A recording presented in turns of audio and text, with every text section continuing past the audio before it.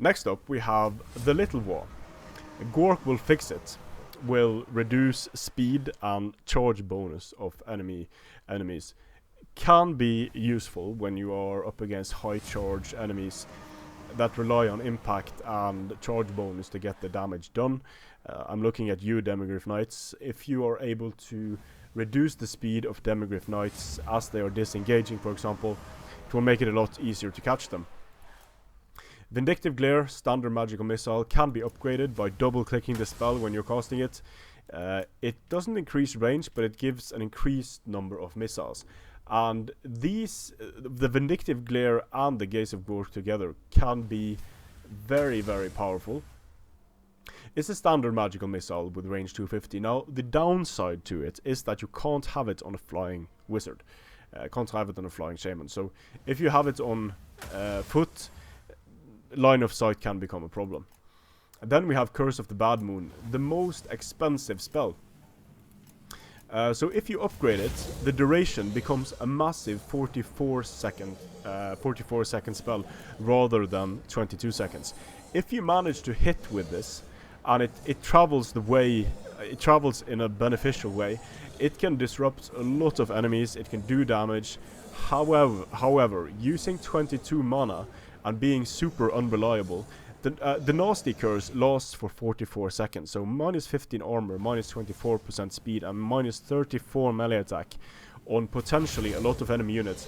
This is one of those spells where if it hits, it can really alter the outcome of a battle.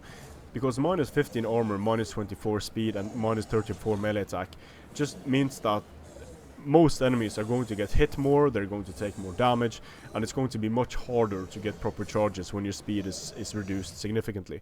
So it can also be used when an enemy tries to kite away from you.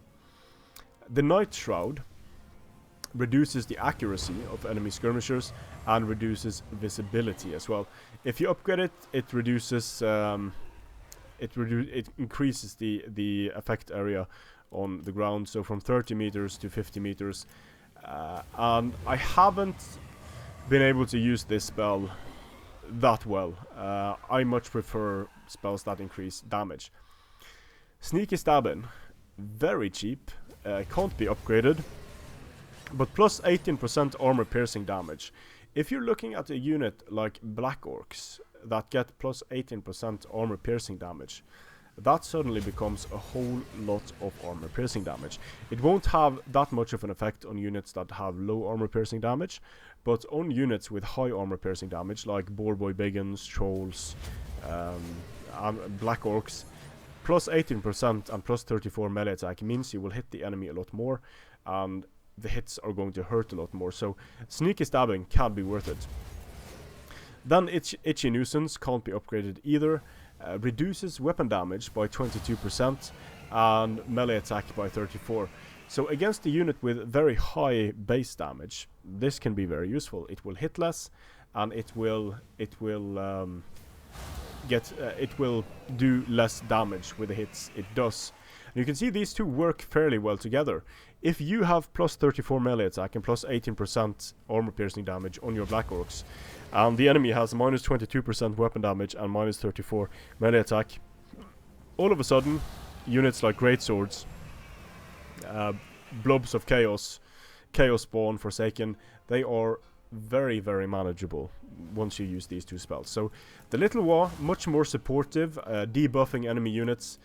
You do have the magical missile spell, but this is the kind of bringing the Night Goblin Shaman.